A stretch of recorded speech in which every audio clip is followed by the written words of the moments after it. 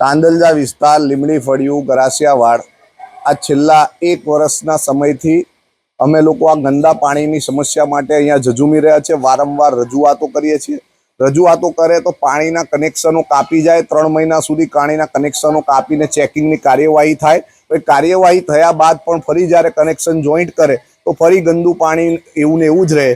અને જ્યારે પણ નળ અહીંયા કોર્પોરેશનનું નળ અત્યારે તમે જોયું હશે કે પાણી ખોલવામાં આવે જ્યારે નળ એટલે એટલું સ્મેલિંગ મારતું પાણી આવે ને આવું પાણી કોર્પોરેશન દ્વારા લોકોને પીવા અને વાપરવા માટે આપવામાં આવે। આ પાણીથી નાઈ પણ ના, હાથ પણ ના ધોઈ શકાય એવું પાણી આવે છે। એના કારણે ઘણા બધા લોકોને સ્કિન ડિસીઝ, ચામડીના રોગો થયા છે, ઝાડા ઉલટીના કેસો દિવસે દિવસે વધી રહ્યા છે।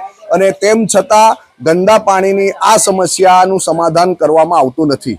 અમારી માંગ છે કે જો આ પાણીની સમસ્યાને દિન 8માં એ કરવામાં નહીં આવે તો અમે કોર્પોરેશનના અધિકારીઓને જઈને આ પાણી પીવડાવીશું।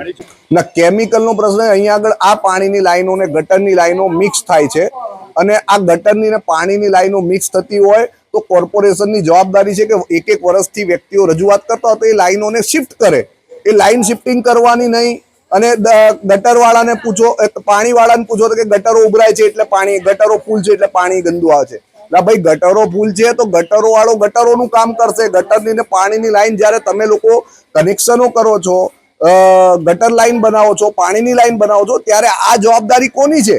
એટલે અણઘડ વહીવટ, કોઈ વિચાર્યા વિનાનું કામ કરવાનું, જે આવે તે જેમ તેમ કામ કરીને જવાનું, કોન્ટ્રાક્ટરોના પૈસા ગજવા ભરવાનું કામ કરવાનું અને એના કારણે લોકોને હંમેશા વેઠવાનો વારો આવે છે।